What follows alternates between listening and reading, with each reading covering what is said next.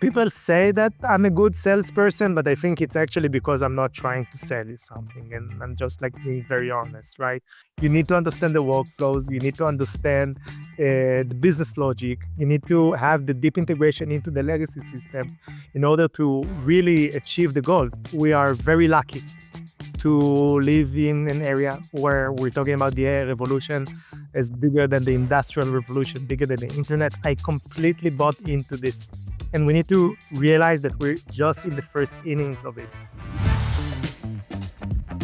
Welcome to Digital Voices, where healthcare and life science leaders explore the real work behind transformation. This podcast is about people, leadership, and the conversations that move healthcare forward. Now your host, Ed Marx.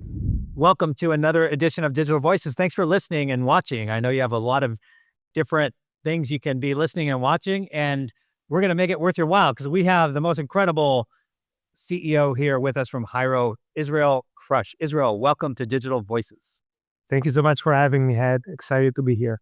No, it's going to be so good. You guys have really taken healthcare by storm. You know, we'll get into that a little bit. I'm jumping ahead, but you know, you came out of nowhere and now it's like everyone knows Hyro. You guys have done a great job, not only with your product and services, but also with marketing and building a company. It's been quite fantastic to watch. So that's why I'm so glad to have you as a guest, just kind of talk about that and talk about leadership and some other very unique things about you, Israel.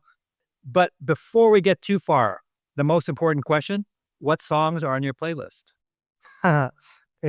Well, songs. So one is Lucky Man by The Verve. This is just like a song that I really like to listen to. Another one would be Impossible by James. Well, it's not actually by James Arthur, but it's everyone knows it from his performance at American Idol. So James Arthur. And then like any Red Hot Chili Peppers song. So with The Bridge would be probably like the one that I'll signal out. What about mantras or life messages? Like, are there certain types of words or quotes or things that you live by? I think that, as an entrepreneur, I must be opportunistic by nature. So definitely opportunism, but also optimism, right? So believing in good, believing in the fact that you can make a better future for yourself, for your community, for the family, for the industry that you're serving. And maybe I'll just add that optimism is great and opportunism is great, but sometimes you need to be very strategic about those two things. So I like to say strategically opportunistic. You obviously have an accent different than mine. What's your life story? Where did you grow up? Start from the beginning. Yeah, absolutely. So I'm Israel. I'm originally from Israel, as you can guess by my thick Israeli accent and my name. Now co-founder and CEO of Hyro. My background is in computer science and statistics. I like to say machine learning before it was called machine learning.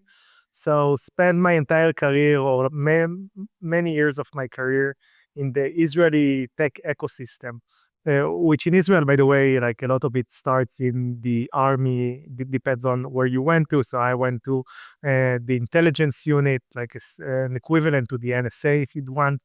So definitely took a lot of life lessons over there. But then was a software engineer at Intel, realized that corporate life isn't really for me, and then moved to a bunch of startups from cybersecurity all the way to edtech, doing software engineering, product management, and then some leadership positions. And moved to the States in 2017 to get my MBA. I got it from Cornell University, specifically Cornell Tech, which is a relatively new campus in New York City. That's where I met my co-founder, Rom, who did his master's in computer science. I like to say we actually met in a machine learning class. Nothing to do with the MBA, just something that I was able to take because of my background. And that's where Hyro was originally originated from. That's cool. Yeah. So what led you to ultimately find your place in healthcare? Because like you said, you described, you had some military background and then you worked in tech industry, different roles and positions. But ultimately, if you found yourself in healthcare, was there a particular driver that made that happen? Yeah, so I think that when we started the company, and again, almost 8 years ago, it we had an hypothesis, which is AI agents are going to be all around us. Today, it might be obvious, but we're still not there. But it's obvious that this is the direction that we're heading to. But the less obvious thing was that it's going to be very hard for large enterprise organizations with lots of data from various data sources to deploy and maintain those AI agents. And again, like I connected to it mostly from the technical background, thinking about the intent classifications and again, machine learning models and why the deployment is tough and why the integration to legacy systems or to the knowledge is going to be an obstacle. So really thinking about it from a technical perspective. And like a lot of early stage founders, we did like the lean startup methodology, which is basically build, measure, learn, right? And as part of that, we would speak with anyone who would be willing to speak with us. So we spoke with CIOs from academic medical centers and health systems, but we also spoke with CIOs from banks and travel agencies and government clients. And we've realized also that in regulated industries, the complexity level is even higher because of regulation, right? Which you can probably connect to easily. And I think it wasn't before end of 2022 where ChatGPT, let's call it the ChatGPT boom, right? All of a sudden, everyone knows what a large language model is. Everyone are using like a ChatGPT application, right? And we thought to ourselves, well, we have a couple of good academic medical centers and health systems in healthcare, but we have also, again, those travel agencies and whatnot. And the future is going to completely change. And the amount of competition that we're going to see, and we're not going to compete with Google or OpenAI or Sierra on building, AI agents. So in fact, this all, today everyone are talking about vertical AI. So we actually experienced throughout our journey the move from being an AI agent company for enterprises to no, verticalization matters. You need to understand the workflows. You need to understand the business logic. You need to have the deep integration into the legacy systems in order to really achieve the goals, to really fulfill in our case, patient journeys, in other cases, customer journeys. And so we said, the healthcare industry is so massive. There are so many pain points that we can actually address with those AI agents done correctly. We have a nice initial customer base of organizations that trust us and wants us to do more and more.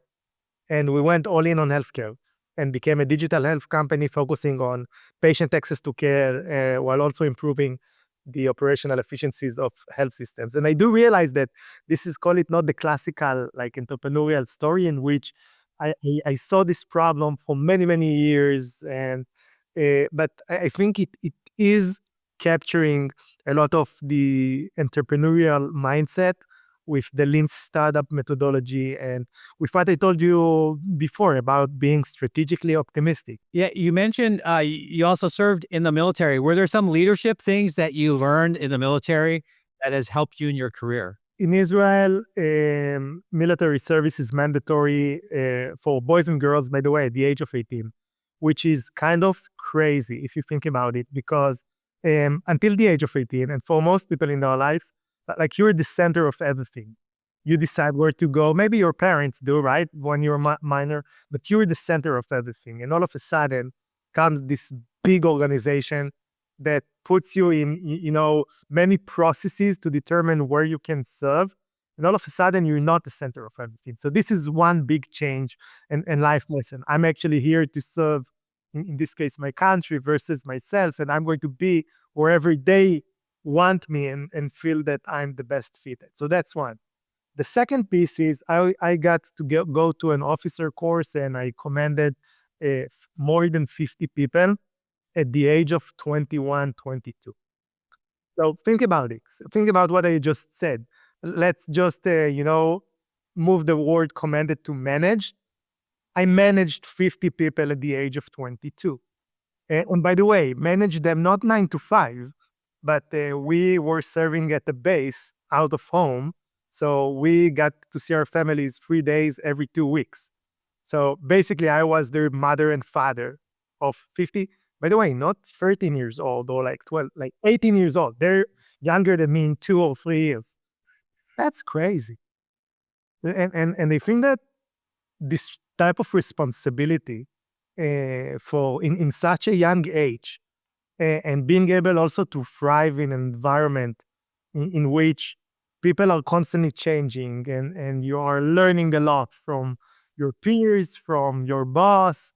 I think that definitely drove a couple of nice lessons that shaped me later on as an entrepreneur. What's a pivotal moment in your life that fundamentally changed your trajectory? Could have been the military, could have been something else, but was there, or maybe when you met Ram in the machine learning lab? I think that definitely like the military service, I don't know if it definitely opened me for entrepreneurship in a younger age, and it's sort of like always, I felt like it's almost as expected out of me, given like the service that I've had. And I think that without this, potentially, like I would be doing something else.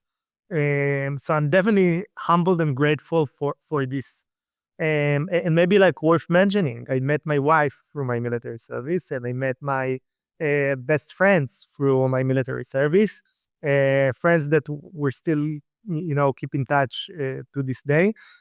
So I definitely say that this is a pivotal moment for the career as a whole. Yeah, no, I love it. I can certainly relate. I was just looking if I had it here. I was cleaning out a lot of books during the holidays, and one of the books I kept close by were my military leadership books that I received because I had a similar experience to you as you did, early on in your life.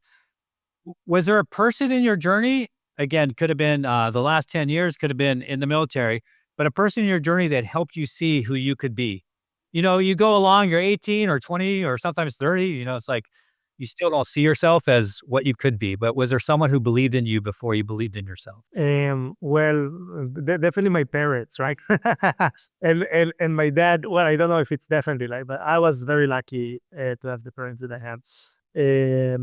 They both came from the USSR, and back then at the USSR, now Ukraine. Like if you put like specifics, um, they're very mindful of being multicultural, meaning um, from the age of 6 to the age of about 14, I was sent on average to 8 different extracurriculum while I study. By the way, it means both sports. So I played tennis, table tennis, soccer, basketball, and I also did ballroom dancing, and was with piano lessons. Like I've played the piano for 6 years, and then guitar, and then magic class. So I feel like definitely, and by the way, in retrospect, I do see how this is a great way to prepare your kids to be a CEO, and I'll share why. Because I feel that as a CEO, you need to be dangerous enough or better than most at most things, but you're not the expert in any particular thing, right? So I'm probably better than most at playing the piano. I'm definitely not an expert in playing the piano. Same goes for tennis and table tennis and all the other extra and magics. I'm happy to show you some magics when we meet. But I think that like being able to taste so many varieties of topics and becoming good to a level, to an extent in them, made me like this. I can juggle a lot of things. Do you still dance? Like, what was your wife impressed with you when you first met her? Like, you could do some ballroom dances? Yeah, my wife didn't ballroom dance with me, but definitely. So, obviously, as a kid, my parents needed to bribe me to go on this one. As a male for ballroom dancing at the age of 13, you can imagine. So they bribed me with video games, uh, and it definitely helped my posture. So all of a sudden, I'm with my back up, and I have confidence. Way more confidence than I should have had without this experience.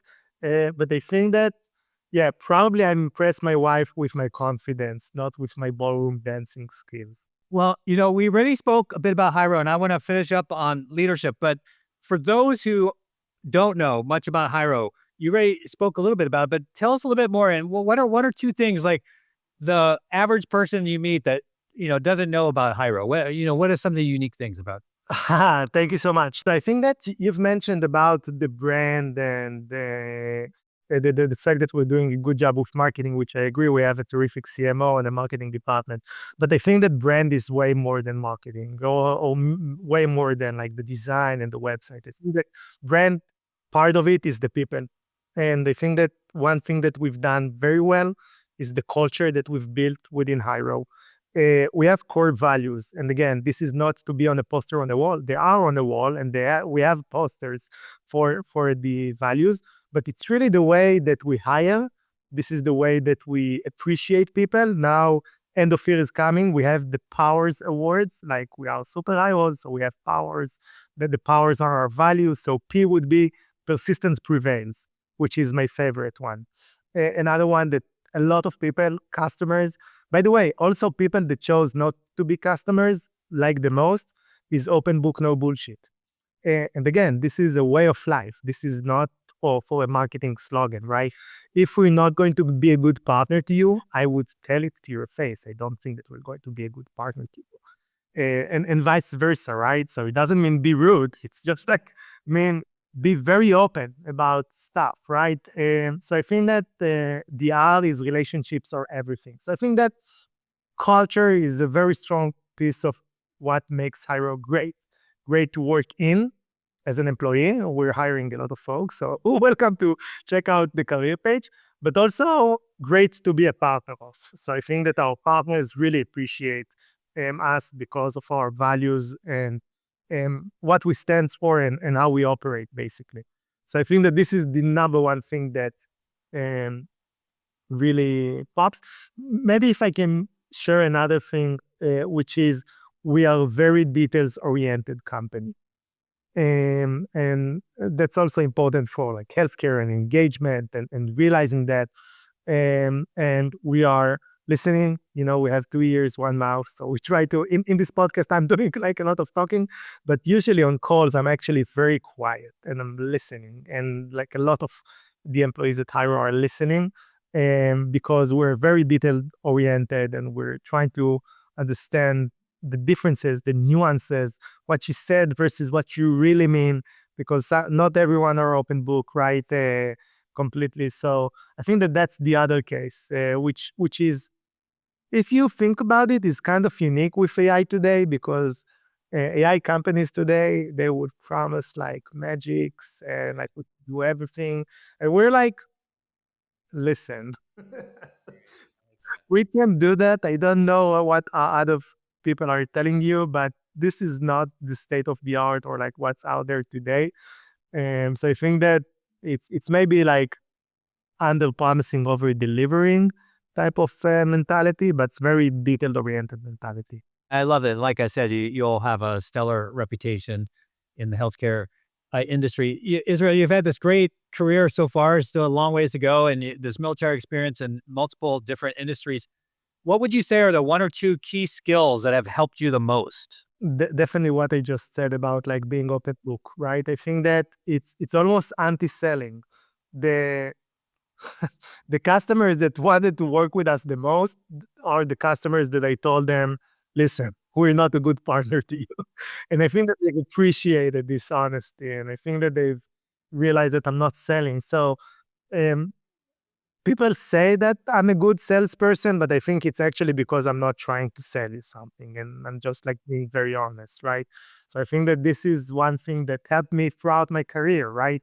Now helping me as a CEO, even though, by title, people believe 50% of the things that I say. And by the way, I'm very open about that as well, right? So don't get like the CEO title, forget about it. You're speaking with Israel, and this is how I'm trying to maybe relate to them. The story that I told you about multitasking and being able to juggle between so many different topics. And again, I'm not the expert in sales. We have a sales leader. I'm not the expert in marketing. We have a marketing leader, product, etc. But I think that I'm dangerous enough to actually ask very good questions, those leaders, and make sure that they're aligned.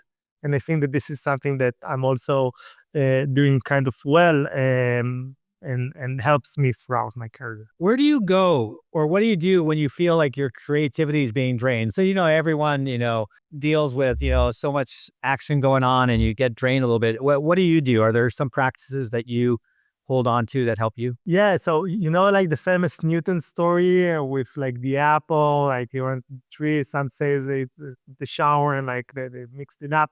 But I think that I'm the exact opposite. So I don't get along like for creativity. I don't go to a place and meditate with myself, like the complete opposite. What I do is I go to the office and I speak to people and I sit with them at lunch, right? So I make sure that between my back-to-back schedule, I have some room for lunch and I sit with everyone and I actually make sure that they sit as well and not in front of the computer.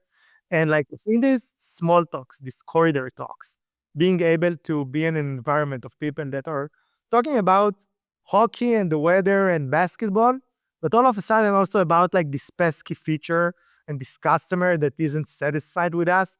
And this is how innovation starts. So I think that I'm a big believer in when I need creativity, I actually come to the office and I actually surround myself with some of my peers. And I'm not trying to, let's get creative. Yeah, no, I love that a lot. What's one thing that you learned the hard way? Maybe what I'm just doing now, which is think before you talk, right? So I don't know. I'll tell you why. Because I feel that as CEOs, right, people expect you to, I don't know if expect you, but maybe it's an inner voice that expects it out of myself, that will have all the answers. And also we need to give it to them like that, right? Immediately. And and all of a sudden you ask me a tough question or a question that I didn't prepare for.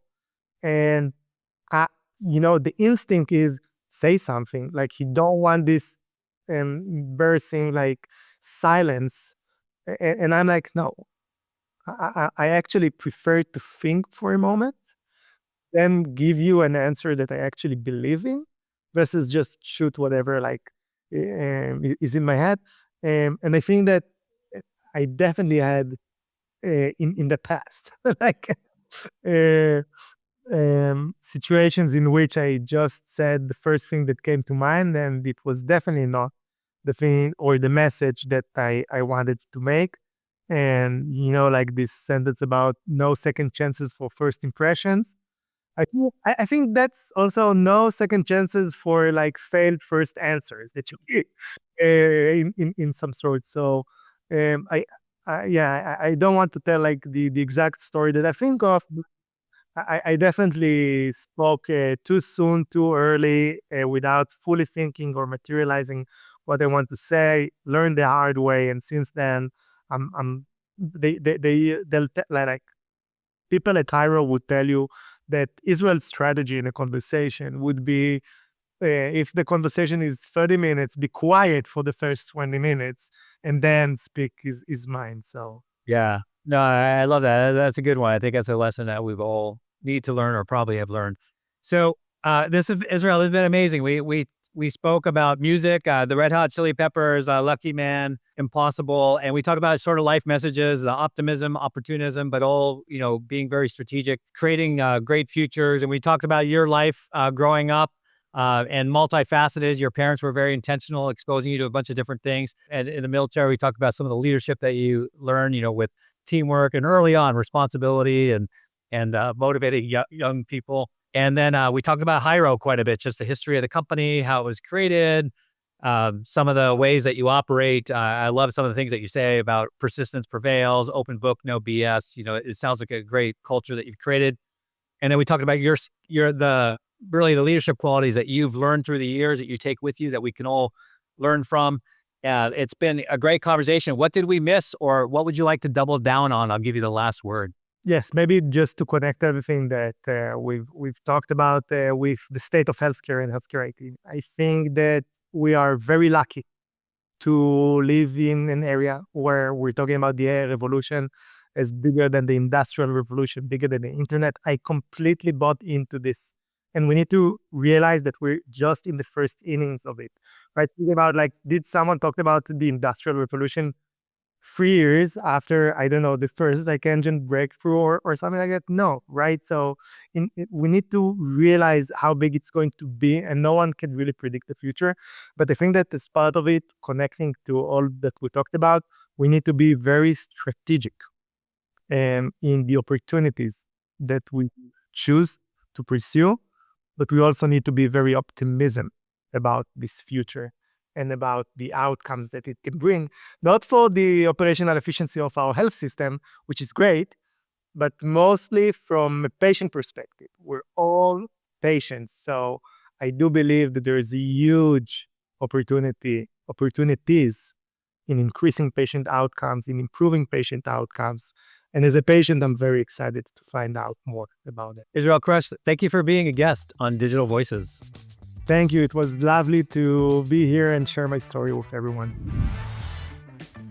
Thank you for listening to Digital Voices. We hope today's conversation sparked ideas, reflection, and connection. Subscribe on YouTube, Apple, and Spotify podcasts so you don't miss an episode.